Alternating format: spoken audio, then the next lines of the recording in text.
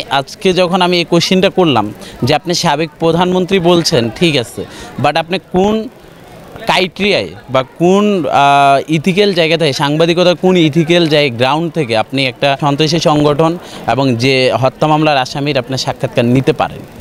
তখন উনি উত্তেজিত হয়ে যখন অ্যান্সারটা দিল, তখন আমার কাছে মনে হলো সামথিং ইজ রং।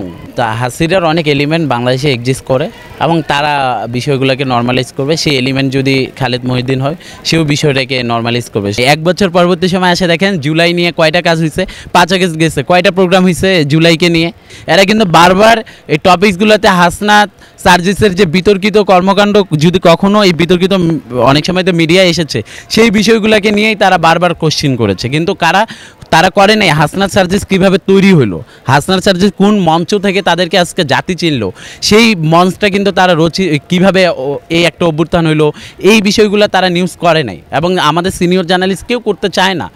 আমরা মনে করি যে জুলাই পরবর্তী সময়ে আপনি বিগত সময়ে আপনি হাসিনার বিরুদ্ধে কথা বলেছেন, বা এটা বলতে পারি কারণ আমরা বিগত সময় দেখেছি যে বাম সংগঠনগুলো হাসিনার বিরুদ্ধে সারাদিন গালি দিত, তবুও বিভিন্ন ক্যাম্পাস এবং বাংলাদেশে স্থির থাকতো। কিন্তু এইটা এর মানেই হলো যে সরকার ইন্টারন্যাশনালি বোঝাচ্ছিল যে এটি একটি গণতান্ত্রিক রাষ্ট্রে বসবাস করতেছে বাংলাদেশ, গণতন্ত্র বাংলাদেশে এক্সিস্ট করতেছে। তো কিছু সাংবাদিকরা বিদেশে বসেও যদি এমন নিউজ করে বা বিগত সময় যদি এমন কিছু করে, সেটিও কিন্তু গণমাধ্যম যে সাংবাদিকতা যে গণতন্ত্র আছে বা এখানে যে সাংবাদিকতা তার নিজস্ব এবং বাক স্বাধীনতা হরণ হচ্ছে না, সেই জায়গা থেকে নিউজ করতেছে। তাই এটা আর কি বিশ্বমঞ্চে রচিত হইতো। বাট আলটিমেটলি বাংলাদেশে যে কতজন সাংবাদিক, যে 411 জন কি 12 জন সাংবাদিককে যে বিগত সময়ে বিভিন্নভাবে হয়রানি করা হয়েছে বা ডিজিটাল সিকিউরিটি অ্যাক্ট আইনে তাদেরকে জেলে ভরানো হয়েছে, আইনভাবে তাদেরকে আইনগতভাবে বিচারের আওতায় নিয়ে আসা হয়েছে, সেটা তো আমরা দেখেছি। তখন তো খালেদ মহিউদ্দিনের বিরুদ্ধে কোনো মামলা হয়নি, তখন আমরা দেখেছি বিদেশে বসে অনেক জার্নালিস্টের বিরুদ্ধে মামলা হয়েছে। তো এই বিষয়গুলো আমাদেরকে তো অ্যালার্মিং করে, আর সেই এলিমেন্টগুলোই এখন বাস্তবিত হচ্ছে, সেটি আমার কাছে মনে হচ্ছে। এবং খালেদ মহিউদ্দিনের আজকে যে তার স্টেটমেন্ট, সেই স্টেটমেন্টও আমার কাছে কাম্য মনে হয়নি। আমার কাছে মনে হয়েছিল যে আমার কাছে এখন কি মনে হয় জানেন, জুলাই পরবর্তী সময় এখন মনে হয় যে আমাদের পূর্বের যে জেনারেশনটা আছে, সেই জেনারেশনটা কেন জানে আমাদের কোশ্চিনগুলো নিতে পারে না, উত্তেজিত হয়ে যায়। কেন হয়? হয়তো আমাদের পড়ালেখা কম, তারা হয়তো সব জানতা, ওনারা হয়তো সব কিছু জানেন এবং ওই কারণে উনি দেশে না, উনি এখন আমেরিকায় রয়েছেন। খালেদ মহিউদ্দিন আসলে আমরা বিগত সময়ে দেখেছি যে তার যে টকশোগুলো ছিল বা সে বিভিন্ন সময় সাহসী ভূমিকা রেখেছে, সেটা নিয়ে আমাদের কোনো সন্দেহ নাই। তবে এটাও আমরা মনে রাখতে চাই বা এটাও বলে দিতে চাই যে জুলাই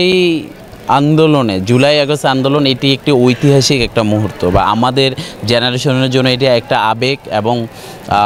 আবেগ এবং বিপ্লবের একটা মুহূর্ত ছিল, এবং এটাকে আমরা ভুলে যেতে চাই না বা এটাকে কোনোভাবেই নর্মালাইজ করতে চাই না। তো গত পরশুদিন ঢাকা বিশ্ববিদ্যালয়ে যখন একটি সেমিনারে তার বক্তব্যগুলো খুবই অট্টহাস্যি এবং জুলাইকে ব্যঙ্গাত্মক করা বা এই বিষয়গুলো যখন হয়ে যায় না, তখন প্রাসঙ্গিক হয়ে যায় যখন উনি সাবেক প্রধানমন্ত্রী বলেন। তা হাসিনার অনেক এলিমেন্ট বাংলাদেশে এক্সিস্ট করে এবং তারা বিষয়গুলোকে নর্মালাইজ করবে। সেই এলিমেন্ট যদি খালেদ মহিউদ্দিন হয়, সেও বিষয়টাকে নর্মালাইজ করবে। তবে সেটার পক্ষে আমি জানি না বা সেই বিষয়ে আমি মন্তব্যও করতে চাই না, যার বক্তব্য সেই আসলে এটার বিশ্লেষণ। রাজনৈতিক দল বা শেখ হাসিনাকে নিয়ে টকশো করতে চায়, কিন্তু এখন পর্যন্ত এই 15 মাসের কোনো জুলাই যোদ্ধাদেরকে নিয়ে টকশো করে না, এই বিষয়ে আপনি? সেটাই তো আমি বললাম যে জুলাইয়ে জার্মানিতে একটা ইভেন্ট হচ্ছিল, কর্মসূচি, সেখানে বিদেশে বসে অনেক জার্নালিস্ট বা অনেক বিভিন্ন প্রফেশনের, সরকারি দপ্তরের প্রফেশনাল মানুষও আন্দোলনে যুক্ত হয়েছিল, কিন্তু সেখানে তো খালেদ মহিউদ্দিন ডিরেক্ট অফিসে গেছেন এবং সেই সময় তার ঠিক কি ডয়েচে ভেলের সে প্রোগ্রামগুলো তিনি করেছিলেন। তাই এগুলো তো আমাদেরকে ব্যতীত করে।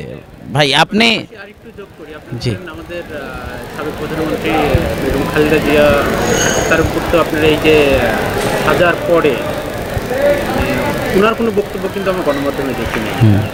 সেক্ষেত্রেও কোনো সাংবাদিককে আমরা আসলে ঝুঁকি নিয়ে, যদিও সে বিচারগুলো প্রশ্নবিদ্ধ ছিল, এগুলো আপনার জুলাইয়ের পরে দেখা যাচ্ছে, সেক্ষেত্রে কোনো সাংবাদিক কেন ঝুঁকি নিয়ে বলেন নাই যে আমি আসলে জেলে যাইতে হলেও বেগম খালেদা জিয়ার বক্তব্য নিতে চাই?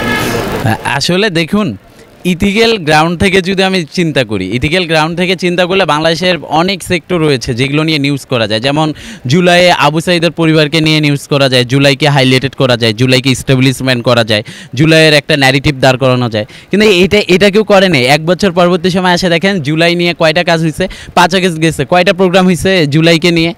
হ্যাঁ, সরকারিভাবে কয়েকটা প্রোগ্রাম হয়েছে, ওগুলোও কিন্তু রুট লেভেল মানুষের কাছে ন্যারেটিভ পৌঁছাইতে পারে নাই। এগুলো কিভাবে হবে? এই যে খালেদ মহিউদ্দিনরা যদি এই টপিকসগুলোকে টেনে আনে, এরা কিন্তু বারবার এই টপিকসগুলোতে হাসনাত সার্জিসের যে বিতর্কিত কর্মকাণ্ড, যদি কখনো এই বিতর্কিত অনেক সময় তো মিডিয়ায় এসেছে, সেই বিষয়গুলোকে নিয়েই তারা বারবার কোশ্চিন করেছে। কিন্তু তারা করে নাই হাসনাত সার্জিস কীভাবে তৈরি হলো, হাসনাত সার্জিস কোন মঞ্চ থেকে তাদেরকে আজকে জাতি চিনল, সেই মঞ্চটা কিন্তু তারা কীভাবে এই একটা অভ্যুত্থান হইলো, এই বিষয়গুলো তারা নিউজ করে নাই এবং আমাদের সিনিয়র জার্নালিস্ট কেউ করতে চায় না। এবং সেইটাই তো আমি এইটাই বললাম যে আসলে ওনাদের এখন যেটা কাজ হলো নতুন যে একটা ছাত্ররা যে আগামীতে যে পাওয়ার এলিমেন্টগুলো কীভাবে ধ্বংসযোগ্য করা যায়, স্টুডেন্টরা যে এখন ঐক্যবদ্ধ রয়েছে এটাকে কীভাবে ধ্বংস করা যায় সেটিরই পায়তারা করছেন এবং এটা বিভিন্নভাবে। আর আমরা বিগত সময় দেখেছি না, এই যে পদ্মা সেতুতে মেট্রো রেলে একজন পড়ে ফুটপাতে হাইটে একজনের মৃত্যুবরণ হয়ে গেল, তাই এই মানুষটার কী দোষ ছিল? কিন্তু এই কনস্ট্রাকশনের বিনিময়ে কত কোটি কোটি টাকা পাচার করা হয়েছে, ওদের কাছে তখন শত শত হাজার হাজার কোটি টাকা, সে হাজার হাজার কোটি টাকা বাংলাদেশে ইনভেস্ট করবে এবং এই ইমপ্লিমেন্টগুলো বাস্তবায়ন করবে। ধন্যবাদ।